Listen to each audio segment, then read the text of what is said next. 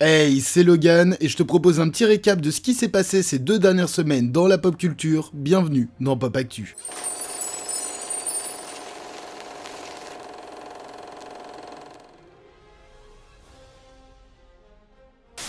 Cette semaine a eu lieu la 80e cérémonie des Golden Globes, cérémonie récompensant les films et séries de l'année. On va donc voir en gros qui a remporté quoi. Austin Butler a remporté le prix du meilleur acteur dans un film dramatique pour le rôle d'Elvis dans le film éponyme. Le prix de la meilleure actrice dans la même catégorie a été remis à Cate Blanchett pour son rôle d'Antar. Le prix du meilleur acteur dans un film musical ou comique est décerné à Colin Farrell pour son rôle dans Les Banshees d'Inisherin. Michelle Yeoh a remporté celui de la meilleure actrice dans la même catégorie pour Everything Everywhere All at Once. Le prix du meilleur film d'animation est décerné à Pinocchio de Guillermo del Toro, celui du meilleur film musical ou comique est décerné au film Les Banshees d'Inisherin, tandis que celui du meilleur film dramatique est lui décerné à The Fabelmans. Film qui aura également fait remporter le Golden Globes du meilleur réalisateur à Steven Spielberg. Du côté des séries, Kevin Costner remporte le prix du meilleur acteur dans une série dramatique pour son rôle dans Yellowstone, et du côté féminin, c'est Zendaya qui remporte le prix pour sa superbe prestation dans Euphoria. Pour les séries musicales ou comiques, le prix du meilleur acteur est décerné à Jeremy Allen White pour The Bear, et la meilleure actrice dans cette catégorie est Quinta Brunson pour Abbott Elementary. Et du côté des mini-séries et téléfilms, Evan Peters a remporté le prix du meilleur acteur dans cette catégorie pour Dahmer, et du côté actrice, c'est Amanda Seyfried pour The Dropout. Le prix de la meilleure mini-série téléfilm est décerné à The White Lotus, celui de la meilleure série musicale ou comique à Abbott Elementary, et la meilleure série dramatique est décernée à House of the Dragon. Ce qui a d'ailleurs donné la scène la plus drôle de cette cérémonie. En gros, House of the Dragon se retrouve face à de grosses séries comme Better Call Saul et The Crown. Les exécutifs ne s'attendaient donc vraiment pas à remporter le prix, et n'ont donc pas envoyé une grosse équipe comme il est de coutume. Était donc présent pour recevoir le prix Miguel Sapochnik, réalisateur de plusieurs épisodes, ainsi qu'Emma Darcy et Millie Alcock, interprètes des 2 versions de Rhaenyra dans la série. Le problème, Sapochnik n'avait pas préparé de speech, Darcy était choqué et Alcock était totalement bourré.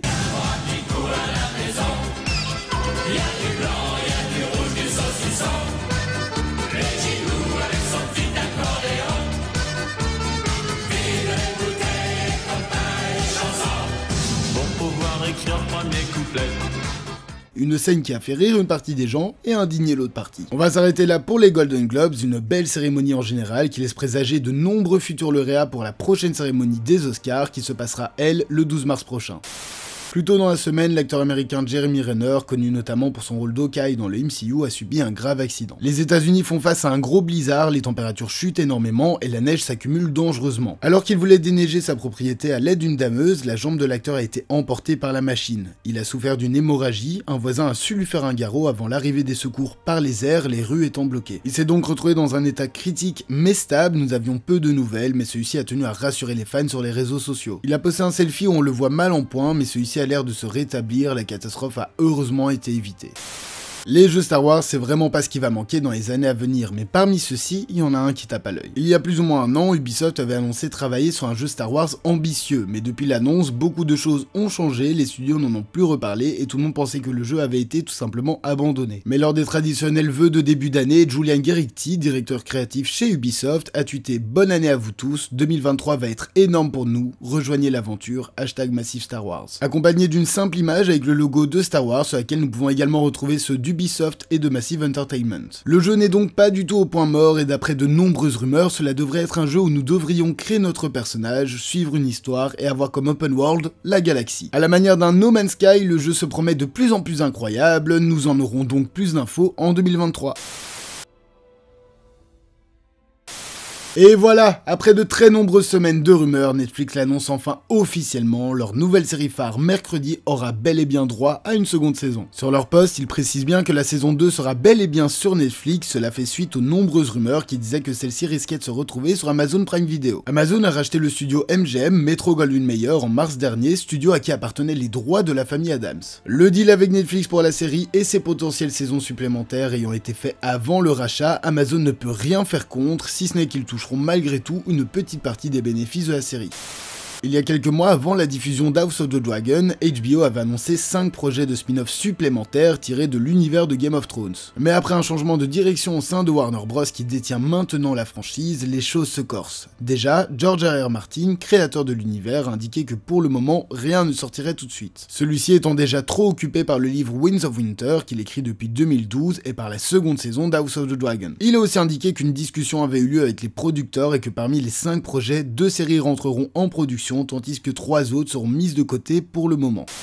L'acteur et catcheur Dave Bautista a récemment révélé aux journalistes de GQ qu'il raccrocherait le costume de Drax après le 3e film des Gardiens de la Galaxie. L'acteur exprime tout d'abord qu'il est reconnaissant et heureux d'avoir joué ce personnage, mais que c'est un soulagement que ça soit fini. Et ce pour plusieurs raisons. Tout d'abord le processus de maquillage. Il faut savoir que Bautista passait par 5 heures de maquillage par jour de tournage. Ensuite, son âge. Celui-ci atteindra l'âge de 54 ans cette année, il préfère donc s'arrêter là pour les gros blockbusters Marvel. Et pour finir, celui-ci veut jouer des personnages plus profonds dans des films dramatiques, chose effectivement compliqué avec le personnage de Drax. Non, c'est pas une erreur de frappe, vous avez bien lu le titre de cette actu. En ce début d'année 2023 est sorti le 4e numéro de The Joker, The Man Who Stopped Loathing. Attention, spoiler. Dans ce numéro, le Joker va un peu trop forcer avec la magicienne Zatanna qui va donc l'ensorceler. Celui-ci se réveillera enceint et après une visite chez le médecin, celui-ci va tout simplement vomir une version de lui-même. Si vous trouvez les films adaptés de comics de temps en temps loufoques, allez voir le matériel original, je vous jure que vous serez pas déçus.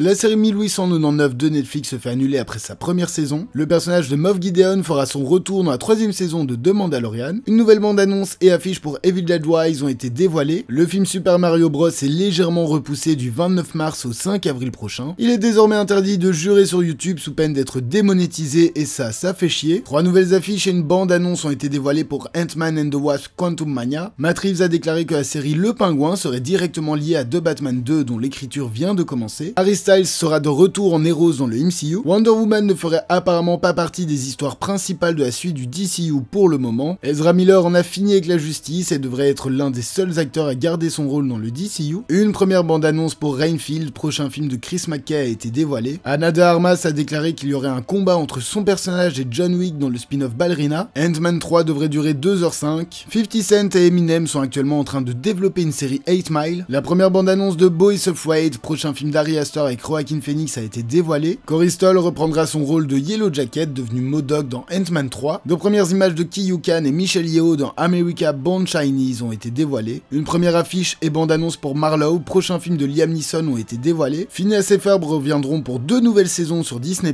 Une première image pour le film Back to Black, biopic sur Amy Winehouse avec Marissa Abela, a été dévoilée. Et pour finir, un Pass Warner sera bientôt disponible sur Prime Video France. Pour un certain prix inconnu, vous aurez accès à tout le contenu HBO ainsi que les 12 chaînes appartenant au groupe Warner Bros Discovery. L'offre débutera en mars 2023. Heroic se passe dans une Europe hantée par la guerre. Dans une demeure isolée, Albert s'occupe de Mia, une petite fille aux dents de glace qu'il garde pour une personne qui se fait appeler maître. La vie suit son cours jusqu'au jour où des choses se préparent et qu'on lui demande de préparer la fille pour la ramener au maître. Un film dramatique belgo-franco-britannique qui a l'air de mélanger les genres, qui sortira ce 18 janvier au cinéma.